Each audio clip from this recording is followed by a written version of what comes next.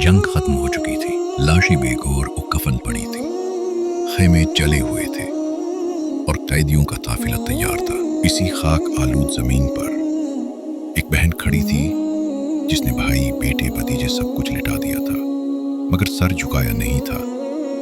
यह हज़रत ज़ैनब थी जिन्होंने करबला के बाद यजीद के दरबार में वो खुतबा दिया जिसने तख्त हिला दिया और तारीख को हिला कर रख दिया।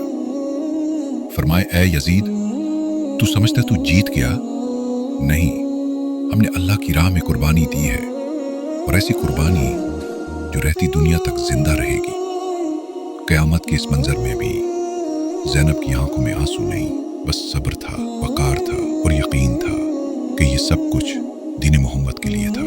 न कोई फरियाद, न कोई शिकायत, बस लबों पर अल्हम्दुलिल्लाह और दिल में सिर्फ हुसैन का पैगाम। ये वो सब्र है जो किसी किताब में नहीं मिलता। ये वो हौसला है जो करबला के बाद की करबला में पैदा हुआ। अगर आज तुम ज़ैनब के गम को महसूस कर रहे हो तो याद रखो, सिर्फ आंसू काफी नहीं, तुम्हें अपने नफ्स, अपनी जुबान और अपने अमल से बातिल को बेनकाब करना है। अगर हज़रत ज़ैनब की कुर्बानी ने आपके दिल को जगा दिया हो तो कमेंट में लिखें सलाम या ज़ैनब, और खामोशी से चैनल को सब्सक्राइब कर लें, क्योंकि करबला सिर्फ एक दिन की जंग नहीं थी। यह हक की वो सदा थी जो आज भी हर दिल में गूंजती है। ये सफर अभी खत्म नहीं हुआ।